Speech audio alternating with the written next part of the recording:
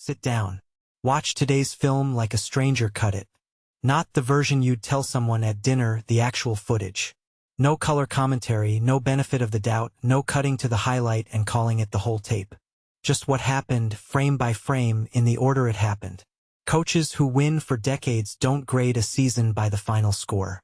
They grade it by the film, every rep, every rushed exchange, every moment someone accepted good enough because nobody was checking.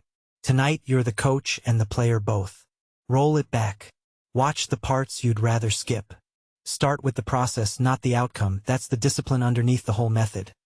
Stop grading the day by whether it felt good and start grading it by whether you did the actual work in order, without skipping the parts that were inconvenient. The result is downstream of that.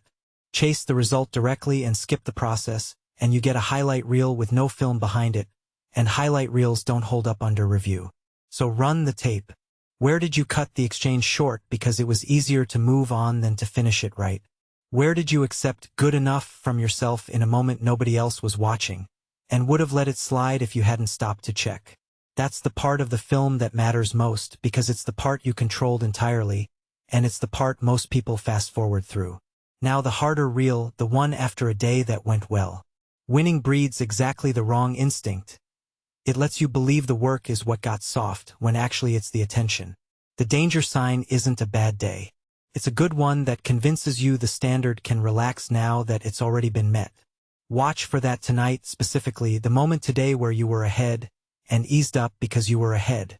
There's an older version of this same review, stripped down to its bones. Some things are within our own power and some are not. Within our power are opinion, desire, aversion, in short, everything of our own doing. Not within our power are the body, property, other people's opinion of us, in short, everything not of our own doing. Run your film through that filter and half the footage stops matching. The deal that didn't close, the reply you didn't get, the outcome that landed somewhere you didn't choose, that's not what tonight's review is for. Review the part that was actually yours, what you did with the hours, not what the hours gave back. That's the discipline the process demands and the one the philosophy confirms from a completely different direction, centuries apart. Judge the part under your control at full weight and stop auditing the part that was never yours to grade. Here's the trap most people fall into instead. They review the scoreboard and skip the film. Did the day go well? Did people seem pleased? Did it feel productive? That's not an audit. That's a mood check wearing an audit's clothes. The film doesn't care how the day felt. It only shows what you actually did, rep by rep, and whether you did it the way you'd have done it with someone watching. If the honest answer is no, if there's a rep in there you wouldn't want reviewed, that's not a reason to stop the tape early. That's the exact rep you needed to find tonight. And don't confuse this review with punishment. A coach who only ever reviews film to humiliate the player stops getting honest film.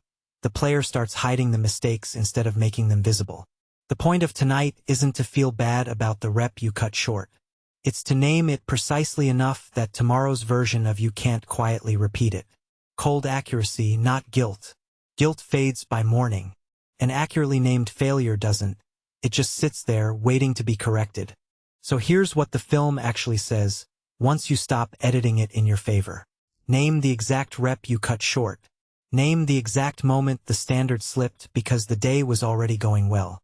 Don't round it up. Don't file it under close enough. A team that lets the tape flatter it doesn't have a real film session. It has a highlight reel waiting to lose to somebody who watched theirs honestly. Tomorrow's standard is specific, not aspirational.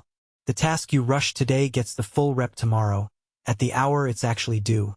Not whenever it's convenient to remember it. The moment you'd normally ease off because things are going fine, that's the moment you hold the line instead on purpose because you already know that's exactly where the film gets sloppy. Nobody's reviewing this footage but you. There's no staff meeting where someone else calls out the rep you cut. The only person with the tape, the timestamp, and the authority to grade it honestly is sitting right here, tonight, deciding whether to actually watch it or wave it through. Watch it. All of it. Then set the standard for tomorrow before you turn off the light, specific, timed, and aimed only at what was actually yours to control. Tomorrow, win before they wake.